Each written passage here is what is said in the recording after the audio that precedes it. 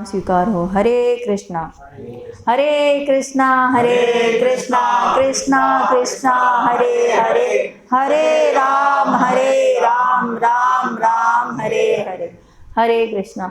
तो आज हम सोच रहे थे कि हम लोग ना भागवतम से ही कुछ स्टार्ट करते हैं। तो सब भागवतम में जो बहुत सारी स्तुतियां हैं, तो सबसे फर्स्ट स्तुति किसकी है? सबसे फर्स्ट स्तुति किसकी है? कुंती महारानी की। तो इसीलिए मतलब वैष्णवियाँ जो है वो भी कम नहीं है। सबसे फर्स्ट स्तुति किसकी है? कुंती महारानी की है। तो हम कुंती महारानी की स्तुति जो है उससे अब स्टार्ट करेंगे। और कुंती महारानी जो है भगवान की बहुत बड़ी भक्त है, इसीलिए उन्होंने भगवान से क्या मांगा है? विपदा। विपदा का मीनिंग है विशिष्ट पद। विशिष्ट पद जिसमें कि वो हमेशा भगवान को अपने आसपास ही महसूस कर सकें। तो भागवतम का जो फर्स्ट कैंटो है, इसमें ही कुंती महारानी की स्तुतियां हैं। तो हमें पता है, सबने महाभारत सुना भी है और देखा भी है कि जब महाभारत का युद्ध हुआ, कौरव पांडवों का युद्ध हुआ, पांडव जीत गए, उसमें कौरव जो है सारे खत्म हो गए। उसके बाद सब युद्ध होने के बाद भगवान जो है फिर हस्तिनापुर से कहाँ जाएंगे? द्वारिका जाएंगे। तो भगवान अपने रथ पे सवार हो गए, मतलब भगवान का रथ तैयार है जाने के लिए, और सात्विकी जो उनका रथ चालक है वो सब तैयार है सब। तभी एकदम से क्या होता है? उत्तरा भागते हुए आती हैं। उत्तरा कौन है? अभिमन्यु की पत्नी। उत्तरा भागते हुए आती हैं और भगवान को आके भगवान बोलते हैं पाही माम मेरी रक्षा करो। तो भगवान बोलते हैं क्या हुआ? उत्तरा के गर्भ में क्या है? राजा परीक्षित है। तो अब तब उत्तरा बताती है कि जो अश्वत्थामा है उसने ब्रह्मास्त्र छोड़ा है कि मैं इनका जो बीज है उसको भी मैं नष्ट कर दूंगा, और वो बहुत तेज उसकी रोशनी है और वो मेरी तरफ आ रहा है ब्रह्मास्त्र, उससे मेरी रक्षा कीजिए। तो भगवान ने पांडवों की हमेशा रक्षा की है। कृष्णा मारे राखे के, कृष्णा राखे मारे के। कितना दुर्योधन ने, धृतराष्ट्र ने, शूर से कितनी चालें चली, लेकिन पांडवों का क्या हुआ? कुछ भी बाल विवाह का नहीं हो पाया। और पांडव तो युद्ध के समय में भी मतलब आराम से, युद्ध होने के बाद आराम से सोते थे, क्योंकि उनको पता है कि संभालने वाला कौन है? कृष्ण है। तो यहाँ पे जब उत्तरा उनसे कहती है कि ना मेरी रक्षा करो, तो भगवान क्या करते हैं कि भगवान मान लो उनसे पूछते हैं कि भाई तुम्हारे मतलब पांचों पांडव इतने वीर हैं, है ना, तो इतने वीर हैं, एक मिनट में ही हजारों को मार सकते हैं वो, तो उनके पास क्यों नहीं गई? वो तुम्हारी रक्षा करेंगे।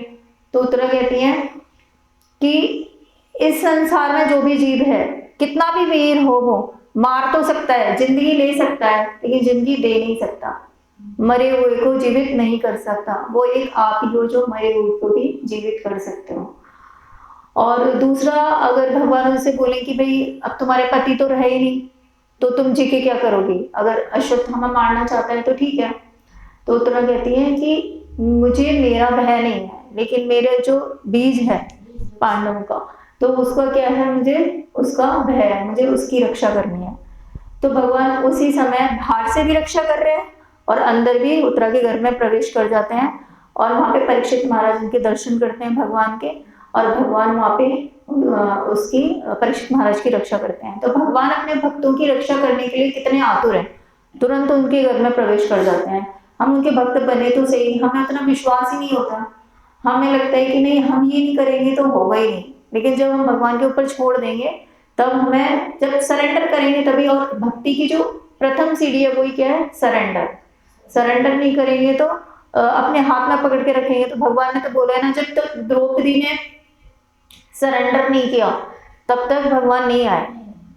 पहले पतियों की तरफ देखती रही, सभा में भीष्म पितामह, सबके, धृतराष्ट्र, सबकी तरफ देख रही है, और लेकिन बाद में खुद भी अपने हाथों से, दांतों से अपने आप को बचाने की कोशिश कर रही है।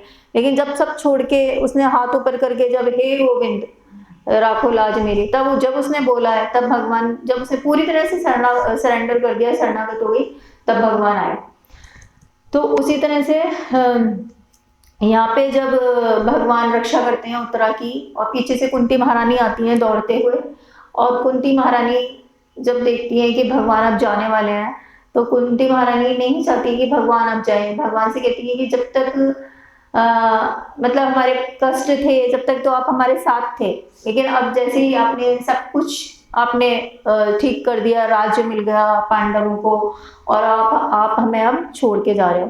तो ये कुंती महारानी की स्तुति जो है, इसका जो फर्स्ट श्लोक है वो हम बोलते हैं, नमस्ये पुरुषं त्वाद्यं ईश्वरा प्रकृते परम अलक्ष्यम सर्वभूतानाम अंतर्बहिरवस्थितम्। हम सब बोलेंगे, नमस्ये पुरुषं त्वाद्यं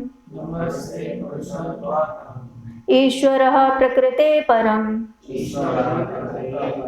अलक्ष्यम सर्वभूतानां अंतर्बहिरवस्थितः। नमस्ये पुरुषं त्वाद्यं ईश्वरं प्रकृते परम अलक्ष्यम सर्वभूतानां अंतर्बहिरवस्थितम्। नमस्ये पुरुषं त्वाद्यं ईश्वरा प्रकृते परम अलक्ष्यम सर्वभूतानां अंतर्बहिरवस्थितम्।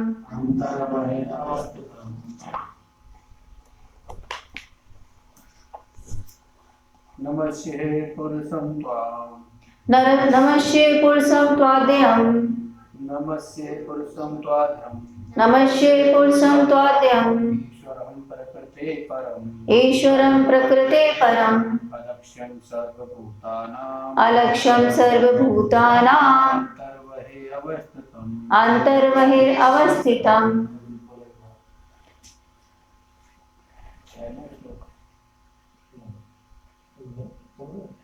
नमस्ये पुरुषं नमस्ये पुरुषं त्वाद्यं ईश्वरा प्रकृते परम अलक्ष्यम सर्वभूतानां अंतर्बहिरवस्थितम्।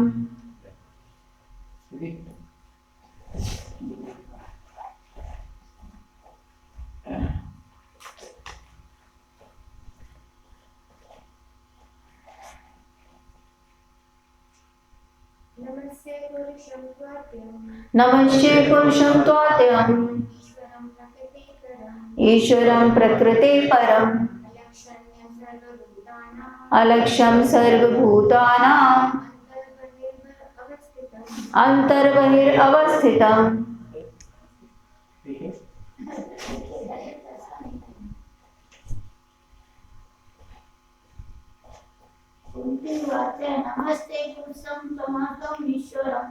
नमस्ये पुरुषं त्वाद्यं ईश्वरा प्रकृते परम अलक्ष्यम सर्वभूतानां अंतर्बहिरवस्थितम्। तो कुंती महारानी क्या बोलती है, नमस्ये पुरुषं त्वाद्यं। तो फर्स्ट वर्ड है इसका नमस्ये। नमस्ये मीन्स क्या करती है, नमस्कार कर रही है। लेकिन अब भगवान बोले कि भाई कुंती महारानी कौन है, भगवान की बुआ है, जो वसुदेव जी हैं उनकी बहन है। किसके, शूरसेन जी जो थे उनके पुत्र हैं वसुदेव जी, और उनकी पुत्री है कुंती महारानी। तो कुंती महारानी जो है भगवान की बुआ है। और जब भगवान छोटे थे तब से कुंती महारानी क्या है, उनके घर जाती थी, तो उनके भतीजे हैं तो एक बच्चे जैसा प्रेम करती थी उनको, और भगवान को तो सभी प्रेम करते हैं। तो कुंती महारानी को जैसी कुंती महारानी बोलती है नमस्ये, तो भगवान एकदम चौंक जाते हैं कि भाई आप तो मेरी माँ समान हो, आपने मतलब मैं तो बहुत छोटा हूँ आपसे, आप मुझे क्यों नमस्कार कर रही हो। अब भगवान को जो नमस्कार करना है ना, भगवान भी क्या बोलते हैं, मन मना भव मद भक्तो मध्याजी माम नमस्कुरु। यदि तुम कुछ भी नहीं कर सकते हो तो मुझे नमस्कार करो, कि मुझे नमस्कार करना ही क्या है, सबसे जो हमारा एक अल्टीमेट एम है ना, उसकी तरफ सीढ़ी है मुझे नमस्कार करना। तो नमस्कार करने का इतना इम्पोर्टेंस है। हमारे जो बड़े बड़े जो वैष्णव हुए वो एक एक दिन में कितने नमस्कार करते थे, वैष्णवों का नाम ले लेके वो नमस्कार करते थे। और जो भागवतम का अंतिम श्लोक है, नाम संकीर्तन यस्य सर्व पाप प्रणाशनम प्रणामो दुख शमनम। जो प्रणाम करते हैं भगवान को, हम कहते हैं ना हमारे इतने दुख हैं, ये दुख वो दुख, अगर वो दुख को हमें दूर करना है तो प्रणामो दुख शमनम, भगवान को प्रणाम करने से क्या होता है, दुख का शमन होता है। गोपी गीत में जो गोपियां हैं वो भी क्या बोलते हैं, प्रणत देही नाम। प्रणत देही नाम मतलब हम उन्हें, आपको क्या करते हैं, नमस्कार करते हैं हम आपको।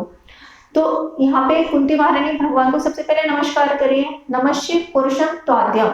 अब जब भगवान बोलेंगे कि आप तो मेरी बुआ हो, आप मुझे क्यों नमस्कार कर रही हो, तो क्या बोल रही है कि आप बच्चे, आप हो छोटे दिखते हो पर आप छोटे हो नहीं, आप क्या हो, आदि पुरुषम गोविंदम आदि पुरुषम तम अहम भजामि। तो आप क्या हो, आदि पुरुष हो। आदि पुरुष मतलब जो स्टार्टिंग से है और जो हमेशा रहेगा। अब जीव भी भगवान का अंश है, लेकिन जीव आदि नहीं है। ममे वांशो जीव लोग, मतलब मेरा अंश है लेकिन वो आदि नहीं है, वो अच्युत नहीं है, वो आदि नहीं है। अच्युत मतलब जिसका कभी फॉल डाउन नहीं होता, लेकिन जीव जो है वो तो माया के वशीभूत होकर उसका फॉल डाउन हो जाता है। तो इसलिए कुंती महारानी कह रही है कि भाई आप ठीक है, आपके ऐसा नहीं है कि आप कोई ऐसे बुढ़े नहीं दिख रहे हो या आपकी कोई दाढ़ी मूछ नहीं है, तो इसका मतलब ये नहीं है कि आप पुरातन नहीं हो, आप आदि पुरुष हो। तो इसलिए मैं आपको नमस्कार कर रही हूँ। नमस्ते पुरुषम त्वाद्यम ईश्वरा। ईश्वर मीन्स, ईश्वर का मतलब क्या होता है, कंट्रोलर, जो कंट्रोल करता है। ईश्वर का मीनिंग है कंट्रोलर। तो आप ईश्वर हो, तो ईश्वर तो जैसे जो सारे देवी देवता है वो भी क्या है, ईश्वर है, वो भी कंट्रोलर है। लेकिन आप परम ईश्वर हो। आप कौन हो, परम ईश्वर। ईश्वर प्रकृति परम, और इस प्रकृति से क्या हो, परे हो। क्यों, इस प्रकृति के जो गुण हैं वो आपके ऊपर लागू नहीं होते, प्रकृति के जो नियम है वो आपके ऊपर लागू नहीं होते। प्रकृति में जिसने जन्म लिया है उसको, उसकी मृत्यु है, निश्चित है उसकी मृत्यु। लेकिन भगवान का ना तो जरूरी है कि वो एक प्रॉपर वे से जन्म ले, वो तो खंभे से भी प्रकट हो सकते हैं, गरुड़ पे बैठ के भी आ सकते हैं, और ना ही उनका मृत्यु है। तो इसलिए यहाँ पे प्रकृति में धीरे धीरे एज बढ़ेगी, बुढ़ा होना है सबको, धीरे धीरे इंद्रियां क्षीण होती जाएंगी, भगवान के ऊपर तो वो लागू होता नहीं है। भगवान हमेशा क्या रहते हैं, हमेशा एक कुमार अवस्था में ही रहते हैं वो हमेशा, चाहे उनका कितना भी एज हो जाए। जैसे 125 ईयर्स के थे युद्ध के समय, तब भी उनका जब फोटो हम देखते हैं उसमें कहीं ऐसा नहीं है कि उनकी दाढ़ी मुछा रखी है, कुछ बुढ़े दिखाई दे रहे हैं वो उसमें। तो हमेशा ये प्रकृति के जो नियम है सारे वो भगवान के ऊपर लागू नहीं होते। अलक्षम सर्वभूतानाम, अलक्षम सर्वभूतानाम अंतर बहिर अवस्थितम। आप अंतर बहिर अवस्थितम, सबके अंदर भी हो बाहर भी हो। उत्तरा के गर्भ में अंदर जाके भगवान ने रक्षा की, और बाहर भी है, बाहर से भी रक्षा कर रहे हैं। अंतर बहिर अवस्थितम, और जैसे उसमें बताया है ना कि भगवान जो है तीन फॉर्म्स में भगवान रहते हैं। हमारे हृदय में परमात्मा के रूप में रहते हैं, और फिर वो उसमें अपने गोलोक में भी रहते हैं भगवान के रूप में, तो और ब्रह्म ज्योति के रूप में, ब्रह्म जो ज्योति है एक वो। तो भगवान जो है हमारे आत्मा के पास ही परमात्मा के रूप में अवस्थित है, कण कण में अवस्थित है, अंदर भी है और बाहर भी है। और ये उनकी मर्जी पे है कि किसको वो दिखाई दें, किसको वो ना दिखाई दें। कि जब भगवान जब लीला कर रहे हैं तब भगवान के भक्त भी हैं और अभक्त भी हैं, लेकिन भक्तों को भगवान के रूप में दिखाई दे रहे हैं, लेकिन अभक्तों को तो भगवान के रूप में नहीं दिखाई दे रहे ना। कंस तो नहीं मानता ना कि वो भगवान है, तो वो किसको जनाना चाहे ये उनके ऊपर डिपेंड करता है। जिसको जनाना चाहेंगे उसको 1 मिनट में जना देंगे, नहीं जनाना चाहेंगे तो उसको नहीं जनाएंगे। जैसे हम वो सुनते हैं ना, वो धुरंधर जो था साउथ में, जो बॉडी बिल्डर था धुरंधर, और उसकी आसक्ति किसमें थी, उसकी आसक्ति हो गई थी एक लड़की में, उसकी आसक्ति थी, और इतनी ज्यादा आसक्ति थी कि वो हमेशा उसकी तरफ ऐसे, वो यूं चल रही है तो वो उसकी तरफ देखते हुए ऐसे उल्टा उल्टा ऐसे चलता था वो। और बाद शादी कर ली थी उसने बाद में, तो उसके ऊपर अम्ब्रेला लेके ऐसे चलता था कि उसको धूप ना लगे, तो ऐसे उल्टा उल्टा चलता था हमेशा, इतनी ज्यादा उसकी आसक्ति थी उसकी। और एक बार जब वो मंदिर में गया तो मंदिर में क्या हुआ कि दर्शन अभी खुले नहीं थे, अब वो दर्शन करने के लिए ऐसे खड़ी थी, तो वो उसके आगे ऐसे खड़ा हो गया, पीठ भगवान की तरफ पीठ करके। तो अब दर्शन खोल ही नहीं रहे हैं वहां पे, क्यों नहीं खोल रहे कि भाई इसकी पीठ है, कैसे दर्शन खोले। तो तभी उस समय वहां पे कौन आए, रामानुजाचार्य जी आए वहां पे। तो उन्होंने जब देखा कि भीड़ इकट्ठी हो रही है और दर्शन नहीं खुल रहे हैं, उनको पता चला ये सब माजरा है, तो उन्होंने बोला कि ना तुम क्यों मतलब इसकी तरफ तुम साइड, मतलब ऐसा क्यों है कि तुम पूरे टाइम इसकी तरफ देखते रहते हो। तो वो बोलता है कि ये बहुत सुंदर है। तो उन्होंने बोला अगर मैंने तुम्हें कुछ इससे भी ज्यादा सुंदर दिखा दूं तो बोले तो मैं इसे छोड़ दूंगा। तो बोले ठीक है। तो भगवान उन्होंने क्या किया, उसके सर पे हाथ रखा और जैसे ही भगवान को उन्होंने प्रे किया कि आप इसे अपना रूप दिखाओ। तो अगर साधु गुरु वैष्णव चाहें तो कोई कितना भी फॉलन हो, भगवान को आना ही पड़ेगा। भगवान जैसे पट खुले और उसने देखा उनकी तरफ, तो वो देखता रह गया। उसी समय से उसकी जो सांसारिक आसक्ति थी, जागतिक आसक्ति थी, वो खत्म हो गई।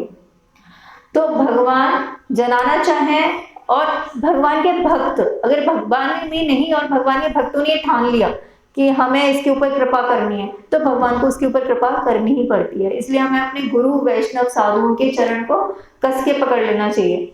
तो यहाँ पे कुंती माता ने ये कह रही है कि आप सबके अंदर भी हो और सबके बाहर भी हो, लेकिन फिर भी आप किसी को दृष्टिगोचर हो रहे हो, किसी को नहीं हो रहे।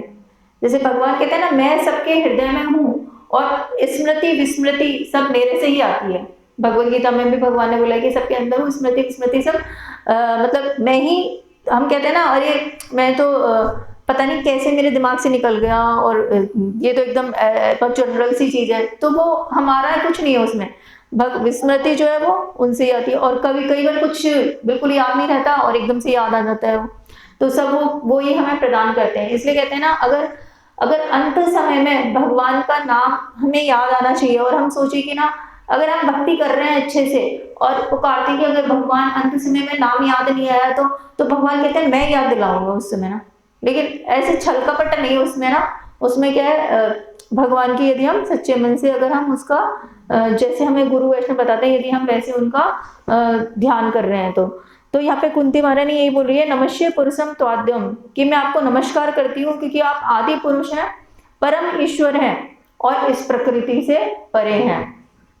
अलक्ष्यम सर्वभूताना अंतर्बहिः, आप सबके अंदर भी हैं और बाहर भी हैं, फिर भी आप किसको जनाना चाहते हैं और किसको नहीं। हमारे लिए तो क्या है, अदृश्य है। क्यों अदृश्य है? क्योंकि हमारे आंखों पे माया का पर्दा पड़ा हुआ है। जब तक वो पर्दा नहीं हटेगा, माया का पर्दा कैसे, और उसको हटाने के लिए हमें क्या है, गुरु वैष्णव की शरण लेनी पड़ेगी। तो ये नेक्स्ट श्लोक में आएगा। तो ये थोड़ा सा मैंने इसका पढ़ा था कुंती महारानी का, जो हम सारी स्तुतियां एक एक श्लोक हम करेंगे। तो ये फर्स्ट श्लोक हमने इसका, ये सेकंड श्लोक में माया शक्ति के बारे में बताएंगे इसमें ना। तो इतना ही बोल के मैं अपनी वाणी को विराम देती हूँ। हरे कृष्णा।